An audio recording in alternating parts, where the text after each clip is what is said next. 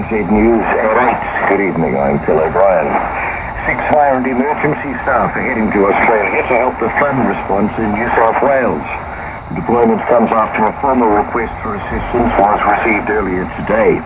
The group includes 4 community liaison officers and 2 jurisdiction liaison officers who will fly to Australia in the coming days for a 7-day deployment. At least 10,000 properties may have been damaged in the floods, which were sparked by days of rain. It's not the first time fire and emergency has assisted New South Wales with flooding.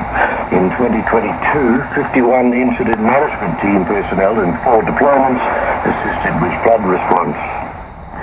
Ukraine's military says Russia has launched another night of heavy missile and drone attacks. The authorities say 12 people have been killed, including 3 children. From the Ukrainian capital Kiev, here's the BBC's James Waterhouse. Throughout the night, officials say more than 40 missiles and 139 drones were intercepted, a sign that these airstrikes are only increasing in strength and numbers.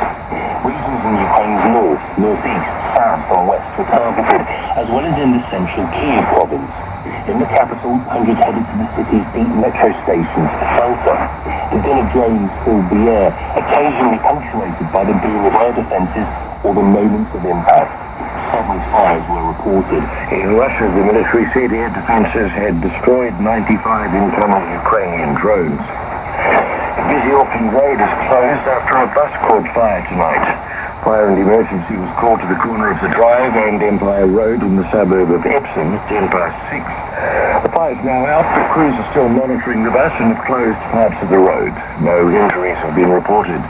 A fire investigator is at the scene. The Southern Auckland local board member is pushing for the city's transport authority to use plastic rubber bumps over traditional ones. Waiuku is a community in southwestern Auckland sitting on the city's boundary with the Waikato region. On its Queen Street, Auckland Transport has plans to introduce a raised zebra crossing.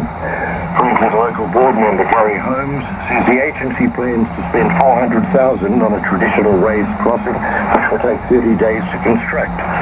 Mr. Holmes wants him to install a rubber crossing, which he says will be less than a quarter of the cost and can be completed quickly.